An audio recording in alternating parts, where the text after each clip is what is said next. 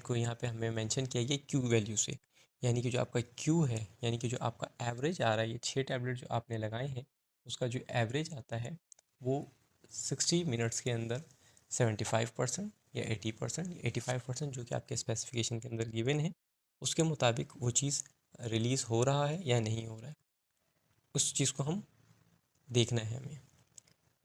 तो यहाँ पे कुछ एग्जांपल भी दिए गए हैं, जिस तरह से monograph might require not less than 75 dissolve in 45 minutes for a specific tablet.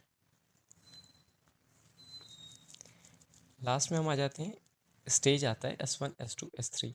हमारे पास 3 किस्म के स्टेजेस होते हैं। नॉर्मली हम S1 के ऊपर हमारा कमर्शियल बैच पास हो रहा होता है। S1 के अंदर हम 6 टैबलेट लगाते हैं और 6 बाउल के अंदर 6 टैबलेट लग रहा होता है हमारा नॉर्मली। इसमें होता ये है कि वो जो 6 टैबलेट्स हैं अकॉर्डिंग टू 45 मिनट्स या 60 मिनट्स या 30 मिनट्स हमें देखना होता है कि आया जो यूएसपी की स्पेसिफिकेशन के क्राइटेरिया है, आया 30 मिनट्स के अंदर वो रिलीज़ हो पा रहा है या नहीं हो पा रहा है। अगर चाहे वो Q+5 रिलीज़ नहीं कर रहा है तो हम S2 के ऊपर चले जाएंगे। S2 में मज़ीद हम 6 टैबलेट लगाएंगे जो कि 6 और 6 मिलाकर 12 टैबलेट बन जाते हैं, और 12 टैबलेट्स का जो हमारा मीन आना चाहिए वो एवरेज यानी कि Q ही आना चाहिए। अगर आपको स्पेसिफिकेशन में कह रहा है कि आपका Q वैल्यू 75 है तो आपका जो एवरेज आएगा इन 12 टैबलेट का आपका 75 ही आना चाहिए। या अगर कहता है कि आपका Q वैल्यू 80 है तो इन 12 टैबलेट्स का जो मीन आएगा वो 80 ही आएगा।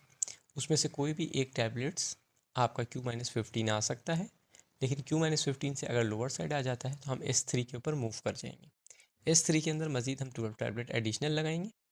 12 टैबलेट हमारा हमने S1 S2 पे मिलाकर लगा लिया था, मज़ीद हमने 12 टैबलेट लगाया और 12 टैबलेट लगाने के बाद हमारे टोटल टैबलेट्स 24 बन गए।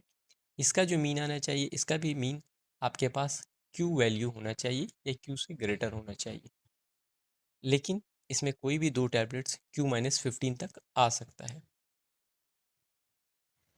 And no tablet should be less than Q-25 if criteria are meet पास।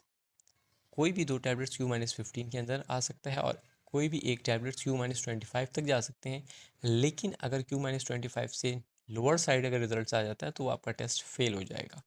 लेकिन इसके अंदर भी क्राइटेरिया यही है कि आपका जो S3 है उसका एवरेज आपका Q ही आना चाहिए।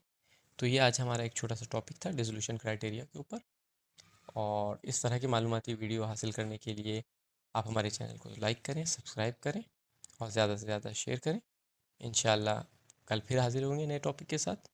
अपने दोस्त को इजाज़त दें। अल्लाह निगहबान।